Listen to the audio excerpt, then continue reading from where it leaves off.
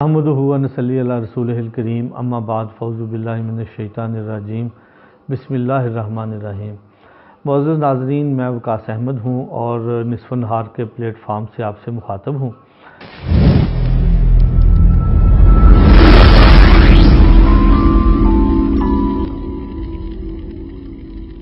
मुअज़्ज़ज़ नाज़रीन, आज मैं आपके साथ टॉल्स्टॉय जो कि रशिया का एक बहुत बड़ा अदीब जिसके बहुत मशहूर नावल आप जानते हैं वार एंड पीस, जिसका उर्दू में तर्जुमा जंग और अमन के उन्वान से हुआ, और एना कारनीना, ये वो नावल हैं जिन्होंने पूरी दुनिया और को मुतासर किया और दुनिया के जो है वो चंद बड़े नावलों में इनका शुमार होता है।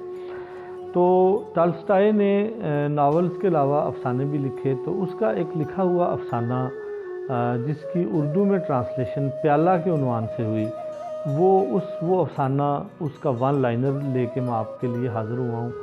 और इसके अलावा उस अफसाने पे जो कुछ भी मेरे नज़रियात हैं, जो मेरे व्यूज़ हैं, वो आपके साथ में शेयर करूँगा।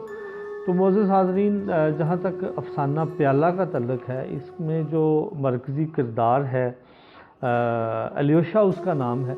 बचपन में एक दफ़ा उसकी वालदा ने उसे कुछ लेने के लिए बाहर भेजा, तो वो उसके हाथ में एक प्याला भी था, बाउल था एक, तो वो वहीं पे कहीं बाहर गिरा और प्याला टूट गया। तो उसकी वालदा ने उसे प्याला टूटने पे बहुत ज़्यादा जो है वो डांट डपट की और उसे मारा भी। तो जब वो घर से बाहर आया तो बच्चों ने उसको प्याला प्याला कह के छेड़ना शुरू कर दिया और इस तरह जो है वो उसका नाम प्याला पड़ गया। अब ये एक बहुत ही गरीब ख़ानदान से जो है वो उसका तल्लुक़ था और उसका भाई शहर में किसी ताजर के यहाँ मुलाजमत करता था, और जब से अलियोशा ने चलना और फिरना सीखा था तब से वो अपने वालिद के साथ जो है वो काम करवाता था। और बड़ी जल्दी वो 5-6 साल की उम्र में ही घोड़ों की रखवाली करने के काबिल और अपने वालिद की तमाम भेड़ों को बड़े ही अच्छे तरीके से वो चराया करता था। और पढ़ाई में उसका दिल नहीं लगता था। हैत उसकी बड़ी अजीबो-गरीब सी थी, कान उसके बड़े बड़े थे, यूँ लगता था जैसे उसका अगर सिर्फ ऊपर वाला धड़ देखें या चेहरा देखें तो लगता था कि ये किसी परिंदे का जो है वो चेहरा है।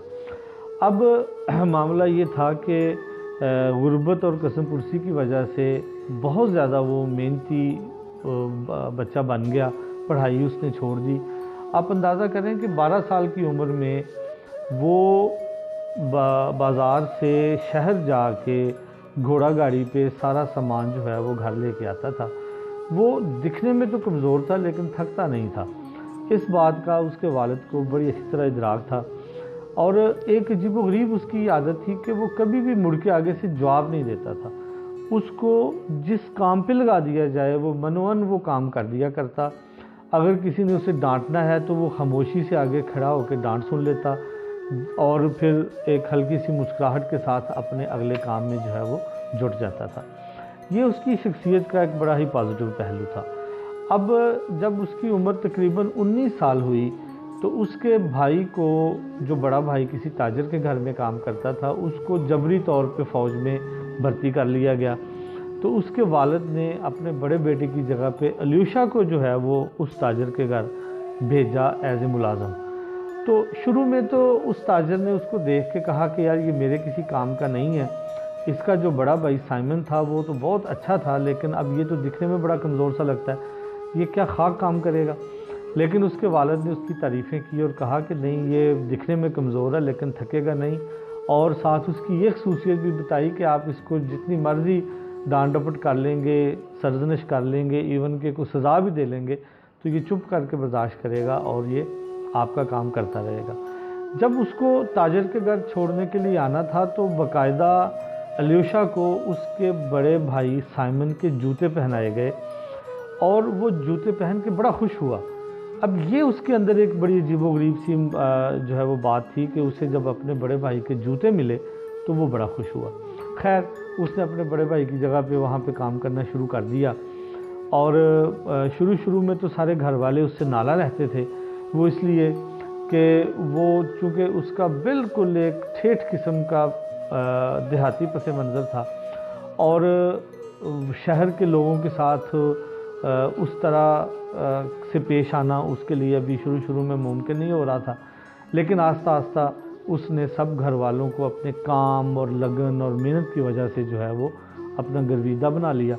اور پھر ایک وقت یہ بھی آیا کہ جیسے جیسے وہ کام کرتا گیا ویسے ویسے تاجر کے گھر کے سارے کام جو ہے وہ اس کے ذمے پڑتے گئے، اور وہ صبح ارلی ان دا مارننگ اٹھ جاتا اور صبح سے شام تک کام میں جٹا رہتا اور کام کرتا۔ اسی طرح جو ہے وہ 2 سال گزر گئے۔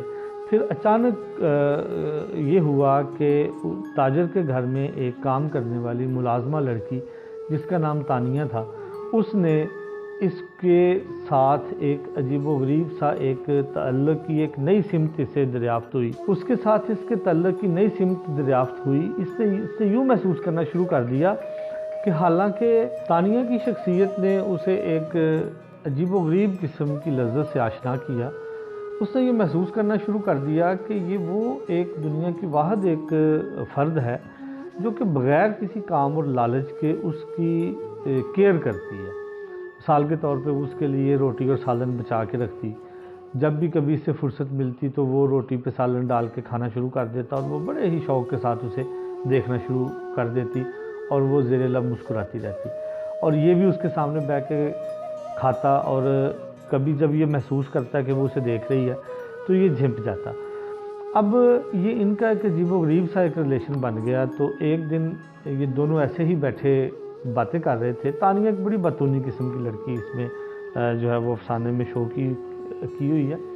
تانیہ نے جو ہے وہ اس سے پوچھا کہ اس کا شادی کا کیا ارادہ ہے، تو اس نے اپنے دیہاتی پس منظر کے تحت ہی اس نے سیدھا کہہ دیا کہ اگر تم مجھ سے شادی کرو گی تو میں تمہارے ساتھ شادی کرنا چاہتا ہوں۔ تو تانیہ نے کی آنکھوں میں آنسو آ گئے اور اس نے بھی ہاں کر دی کہ ہاں میں تمہارے ساتھ شادی کر لیتی ہوں۔ اور اس طرح اس کی زندگی میں ایک عجیب و غریب سا ایک نیا دریچہ کھل گیا، جس سے میں اسے الیوشا کو تتلیاں نظر آنے لگیں، گل و بلبل نظر آنے لگے، اور خوشبوئیں اس کے ارد گرد مہکنے لگیں، اور اس کی زندگی جو ہے وہ بڑی خوبصورت ہو گئی۔ اب اس چیز کا ادراک جو ہے وہ تاجر کی بیوی کو بھی ہو گیا کہ یہ دونوں ایک دوسرے کے ساتھ ایک مخصوص قسم کے ریلیشن میں آ گئے ہیں۔ اس نے تاجر کی بیوی نے جو ہے وہ اپنے خاوند کو یہ بات بتائی، اور اگلے مہینے جب الیوشا کا والد تنخواہ لینے کے لیے آیا تو تاجر نے جو ہے وہ اس کے والد کو یہ شکایت لگائی کہ یہ ہماری ملازمہ جو ایک یتیم لڑکی ہم نے رکھی ہوئی ہے، یہ اس کے ساتھ انوالو ہے اور اس کے ساتھ شادی کرنا چاہتا ہے، تو ہم اس چیز کو افورڈ نہیں کر سکتے۔ تو اس کے والد نے الیوشا کو شدید ڈانٹا اور جو ہے وہ منع کر دیا کہ وہ بالکل بھی جب کبھی شادی کرنی ہوگی تو وہ میں گاؤں میں تمہاری کسی لڑکی کے ساتھ کروں گا، یہاں شہر میں اور قصبے میں تمہاری کسی لڑکی کے ساتھ جو ہے وہ شادی نہیں ہو سکتی۔ سختی سے ڈانٹ ڈپٹ کر کے اور منع کر کے چلا گیا۔ تو یہ بات تانیہ بھی سن رہی تھی، تو تانیہ نے پھر آ کے پوچھا کہ اب کیا کرنا ہے، تو الیوشا نے صاف انکار کر دیا کہ چونکہ میرا والد نہیں مانتا اور اس لیے میں بھی تم سے اب شادی نہیں کروں گا۔ اتنا کہہ کے وہ چپ کر کے اٹھ کے چلا گیا، اور اس نے اپنی زندگی کو پھر پہلے کی طرح کاموں میں مگن کر لیا، اور صبح سے شام تک تندہی کے ساتھ کام کرنے، اور اس طرح جو ہے وہ زندگی گزارنا شروع کر دی۔ اچھا، اب یہاں سے ایک نیا جو ہے وہ آپ دیکھتے ہیں کہ بالکل وہ یکسر اس نے ہر چیز کو بلا دیا۔ چند دنوں کے بعد جو ہے وہ ایک دفعہ ارلی ان دا مارننگ الیوشا کو گھر کی چھت سے برف صاف کرنے کے لیے کہا گیا کہ وہ گھر کی چھت سے برف صاف کرے، تو اس نے جلدی جو ہے وہ برف صاف کر دی، لیکن روشن دانوں پہ ابھی کچھ برف تھی، تو وہ نیچے جھک کے روشن دان کی برف صاف کرنے لگا، تو وہ اس کا پاؤں پھسلا اور وہ وہاں سے چھت سے نیچے زمین پہ گرا، تو اس کا آدھا دھڑ جو ہے وہ برف میں دنس گیا۔ اس سے تو شاید وہ بچ جاتا، لیکن اس کا سر جو ہے وہ آہنی جنگلے میں بجا، جس کی وجہ سے اس کی شدید بلیڈنگ ہو گئی۔ اچھا، اور اسے ہسپتال وہ بے ہوش ہو گیا، اسے ہسپتال لے کے جایا گیا۔ جب وہ ہوش میں آیا تو اس نے سب سے پہلے یہ کہا کہ وہ روشن دان کی برف جو ہے وہ ابھی رہتی ہے، تو میرے والد کو بلاؤ، میری جگہ پہ وہ صاف کر دے گا۔ اب یہاں سے آپ اس کے کام کے ساتھ اس کا دیکھیں۔ اچھا، اب معاملہ یہ ہے کہ وہ زندگی اور موت کی کشمکش میں تھا، 2 دن وہ ویسے رہا۔ اس کے بعد جو ہے وہ پادری کو بلایا گیا اور پادری نے اس کو آخری دعائیں وغیرہ پڑھانا شروع کر دی، تو وہ چپ کر کے پادری کے پیچھے پیچھے جو پادری کہتا گیا وہ پڑھتا گیا۔ اور تانیہ کی بھی اس نے کہا کہ یہ بھی بہت اچھا ہوا، کیونکہ اگر وہ اس کا والد شادی پہ مان جاتا تو اب پھر ظاہر ہے میں نے تو مر جانا تھا، تو پھر اس کی زندگی بیوگی کی صورت میں گزرنی تھی۔ تو خیر اس کے بعد ابھی وہ جان کنی کے عالم میں ہی تھا، حالت مرگ میں تھا، کہ اس نے یہ کہا کہ انسان اس دنیا میں ہمیشہ رہنے کے لیے نہیں آتا، اس نے کبھی نہ کبھی یہاں سے جانا ہی ہوتا ہے، اور اگر انسان چپ کر کے یہاں دوسروں کی باتیں مانتا رہے تو یہی اس کی زندگی میں آسانیاں چیز لے کے آتی ہے۔ تو پھر اس نے سوچا کہ شاید یہی کام اگلے جہان میں بھی ایسے ہی ہونا ہوتا ہے کہ آپ چپ کر کے کسی کی باتیں وہاں بھی شاید کسی کی باتیں ماننی پڑتی ہیں۔ ابھی وہ یہ سوچ رہا تھا، یہ بات کر رہا تھا، تو اچانک اس کی آنکھوں میں ایک بڑی عجیب و غریب سی حیرت پھیل گئی، اور اسی پھیلتی ہوئی حیرت کے ساتھ اس نے اپنے بازو اور ٹانگیں سیدھی اکڑائیں اور زندگی کی بازی ہار گیا اور مر گیا۔ معزز حاضرین، یہاں تک یہ افسانہ ہے۔ اب آپ نے علیشہ کا کردار دیکھا، اب آپ نے اس کا جو ہے وہ محنت کے ساتھ اور اپنے بڑوں کی بات ماننے کا معاملہ دیکھا، اور اینڈ پہ ہم یہ دیکھتے ہیں کہ وہ یہ فیل کرتا ہے کہ چپ کر کے ہمیں کسی کی بات ماننی چاہیے، اس طرح ان سے کسی بھی انسان کی زندگی بہتر گزرتی ہے۔ اچھا، اب میں نے وہ پڑھ دینا۔ ہاں جی، معزز ناظرین، جوگی کسی کو اپنے ساتھ چلنے پر مجبور نہیں کرتے، وہ صرف خواہش دریافت کرتے ہیں۔ کسی کو محل وہاں بنانے کی خواہش ہو تو کہتے ہیں بنا لو۔ دوسرے پھیرے میں بھی وہ خواہش ہی جاننا چاہتے ہیں، کسی بھی خواہش کا اظہار کیا جائے وہ کامیابی کی اور خوش رہنے کی دعا دیتے ہیں اور چلے جاتے ہیں۔ لیکن اگر کوئی ان کا دامن تھام لے اور خود ہی چیخ کر کہے کہ میری ساری خواہشیں پوری ہو گئیں مگر میں اب بھی بے چین ہوں، تو جوگی اسے سکون کا راستہ دکھاتے ہیں۔ ٹالسٹائی کی تمام خواہشیں پوری ہو گئی تھیں مگر اس کی بے قراری قائم تھی۔ پیغمبرانہ روش ہے، جب کوئی ادیب اس حال کو پہنچتا ہے تو وہ ادب کی آخری منزل کو چھو لیتا ہے۔ آج اگر ٹالسٹائی کو ہر جگہ، ہر سطح پر موجودہ عہد کا عظیم ترین ادیب تسلیم کیا جاتا ہے تو کچھ غلط نہیں۔ وہ اپنی طویل زندگی کی آخری سانس تک مضطرب رہا، اس کی یہی ادا اسے بہت بڑے منصب پر فائز کرنے کے لیے کافی ہے۔ ٹالسٹائی 40 برس کی عمر تک تقریباً سب کچھ ذاتی طور پر دیکھ چکا تھا۔